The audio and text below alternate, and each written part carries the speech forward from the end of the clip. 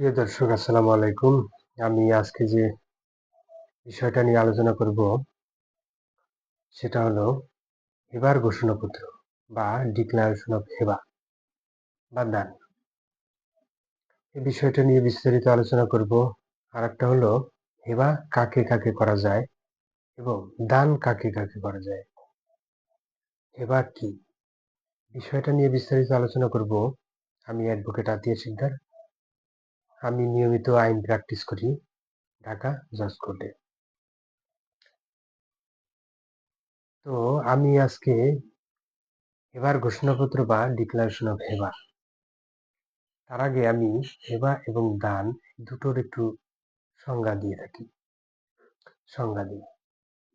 হেবা, যদি কোনো ব্যক্তি সুস্থ মস্তিষ্কে অন্যের বিনা প্ররোচনায়, সজ্ঞানে, বিনা প্ররোচনায়, বিনা প্রতিদানে কোনো কিছু অন্য কোনো ব্যক্তিকে প্রদান করে থাকে, তাকে হেবা বা ডিক্লারেশন অফ হেবা বা দান বলে থাকে। ডিক্লারেশন অফ হেবা মূলত কাকে কাকে করা যায়? ডিক্লারেশন হেবা মূলত 3 শ্রেণীর ব্যক্তি বা 3 ডিগ্রির মধ্যে করা যায়। 1 নাম্বার হলো আপনার রক্ত সম্পর্কিত হতে হবে। রক্ত সম্পর্কিত 1 ডিগ্রি উপরে। 1 ডিগ্রি উপরে হলো আপনার পিতামাতা। আপনার পিতামাতাকে আপনি ডিক্লারেশন অফ হেবা বা হেবার ঘোষণাপত্র দলিল দ্বারা কোনো সম্পত্তি ট্রান্সফার করতে পারবেন। 1 ডিগ্রি নিচে, 1 ডিগ্রি নিচে হলো আপনার ছেলে মেয়ে। আপনার ছেলে মেয়েকে আপনি ডিক্লারেশন অফ হেবা বা হেবার ঘোষণাপত্র দ্বারা সম্পত্তি ট্রান্সফার করতে পারবেন। এবার যদি আমরা তৃতীয়তে দেখতে যাই, তাহলে দেখতে পাবো আপনি 1 ডিগ্রি উপরে গেছিলেন। 1 ডিগ্রি উপরে আপনার পিতা মাতা, তার 1 ডিগ্রি উপরে আছে দাদা দাদি নানা নানি। অর্থাৎ 1 ডিগ্রি উপরে তার 1 ডিগ্রি উপরে পিতা মাতা, তার 1 ডিগ্রি উপরে হলো দাদা দাদি নানা নানি। এই 2 ডিগ্রি উপরে আপনি ডিক্লারেশন অফ হেবা বা হেবার ঘোষণাপত্র দলিল দ্বারা কোনো সম্পত্তি ট্রান্সফার করতে পারবেন। এবার আমি আসবো 1 ডিগ্রি নিচে, অর্থাৎ ছেলে মেয়ে। 1 ডিগ্রি নিচে ছিল কি ছেলে মেয়ে, তার 1 ডিগ্রি নিচে হলো ছেলের ঘরের নাতি নাতনি। ছেলে মেয়ে ছেলের, তার 1 ডিগ্রি নিচে হলো ছেলের ঘরের নাতি নাতনি। অর্থাৎ ছেলে মেয়ে ছেলের ঘরের নাতি নাতনিদেরকেও আপনি ডিক্লারেশন অফ হেবা বা হেবার ঘোষণাপত্র দলিল দ্বারা কোনো সম্পত্তি ট্রান্সফার করতে পারবেন। এছাড়া স্বামী স্ত্রী, স্ত্রী স্বামীকে, কোনো ভাই অথবা বোন তাদের সম্পত্তি এবার ঘোষণাপত্র দ্বারা সম্পত্তি ট্রান্সফার করতে পারবে। এই 14-15 জনের মধ্যে এবার ঘোষণাপত্র দলিল দ্বারা কোনো সম্পত্তি ট্রান্সফার করা যায়। এরা হলো রক্ত সম্পর্কিত, রক্তের সাথে সংশ্লিষ্ট ব্যক্তি। রক্তের সাথে সংশ্লিষ্ট ব্যক্তি ছাড়া অন্য কোনো ব্যক্তির মধ্যে এবার ঘোষণাপত্র দলিল দ্বারা কোনো সম্পত্তি ট্রান্সফার করা যাবে না। আর এছাড়া যদি কোনো ব্যক্তি অন্য কোনো ব্যক্তিকে সম্পত্তি প্রদান করতে চায়, দান করতে চায়, তাহলে তাকে দানপত্রের মাধ্যমে সম্পত্তি ট্রান্সফার করতে হবে। আর দান শব্দটা সাধারণত হিন্দু ধর্ম বা অন্যান্য ধর্মাবলম্বীরাও এই দানের মাধ্যমে কোনো সম্পত্তি ট্রান্সফার করে থাকে। এ কারণে হেবা এবং দান দুটোর মধ্যে সুনির্দিষ্ট একটা পার্থক্য আমরা দেখতে পেলাম। হেবা হলো রক্তের সাথে সংশ্লিষ্ট ব্যক্তিদের মধ্যে 14-15 জন ব্যক্তিদের মধ্যে এবার ঘোষণাপত্র দলিল দ্বারা সম্পত্তি ট্রান্সফার করা যায়। রক্তের সংশ্লিষ্ট ব্যক্তিগণ ছাড়া অন্যান্য ব্যক্তিদের মধ্যে দানপত্রের মাধ্যমে সম্পত্তি ট্রান্সফার করা যাবে। এই হেবা এবং দান এই দুটোর মধ্যে আর একটা সূক্ষ্ম পার্থক্য হলো রেজিস্ট্রেশন সংক্রান্ত পার্থক্য। আপনি যদি হেবার ঘোষণাপত্র দ্বারা দলিল দ্বারা কোনো সম্পত্তি ট্রান্সফার করেন, তাহলে আপনার রেজিস্ট্রেশন ফি হলো 100 টাকা।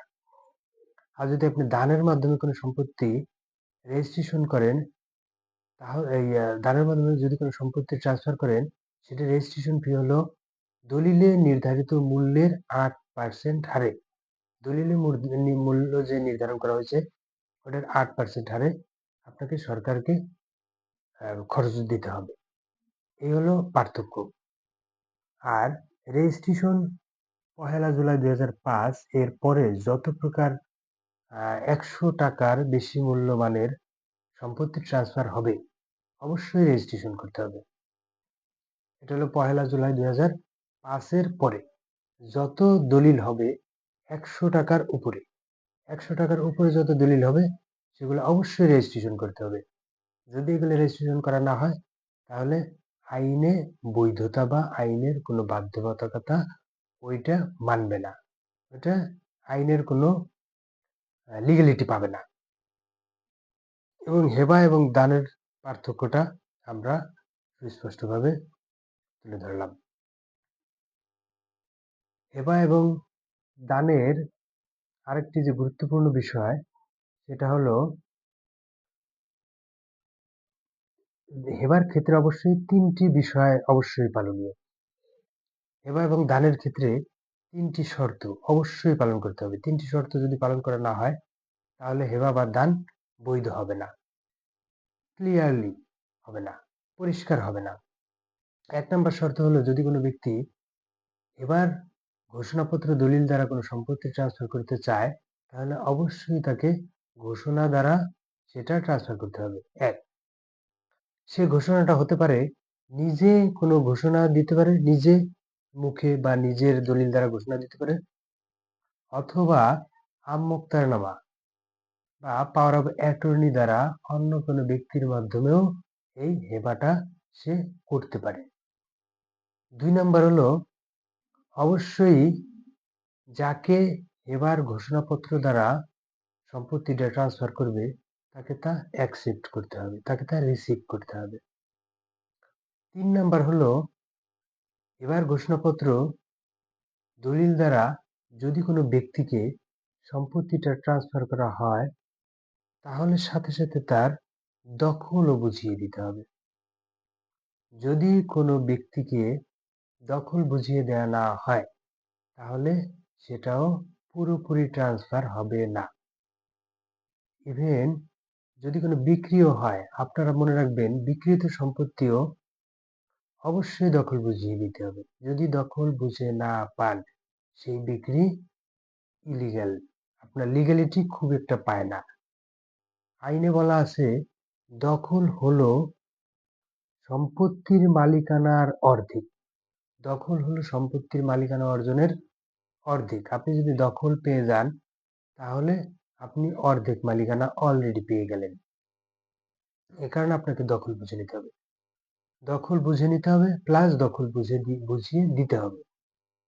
দান এবং এবার ঘোষণাপত্র দলিল দ্বারা যদি কোনো সম্পত্তি ট্রান্সফার করা হয়, এবার শব্দটি অ্যাকচুয়ালি আরবি শব্দ, ইংরেজিতে হলো গিফট, বাংলায় দান।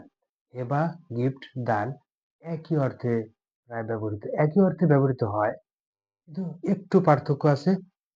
এবার ঘোষণাপত্র সাধারণত রক্তের সংশ্লিষ্ট ব্যক্তিগণের মধ্যে হয়ে থাকে, আর দানের বিষয়টা সাধারণত রক্ত সংশ্লিষ্ট ব্যক্তিগণের বাইরে, অর্থাৎ হেবায় যে 14-15 জন ব্যক্তি লিস্টেড আছে, লিস্টের বাইরে যদি কোনো ব্যক্তিকে সম্পত্তি ট্রান্সফার করার প্রয়োজন হয় সেই ক্ষেত্রে আপনাকে যেতে হবে দানের মাধ্যমে সম্পত্তি ট্রান্সফার করতে হবে।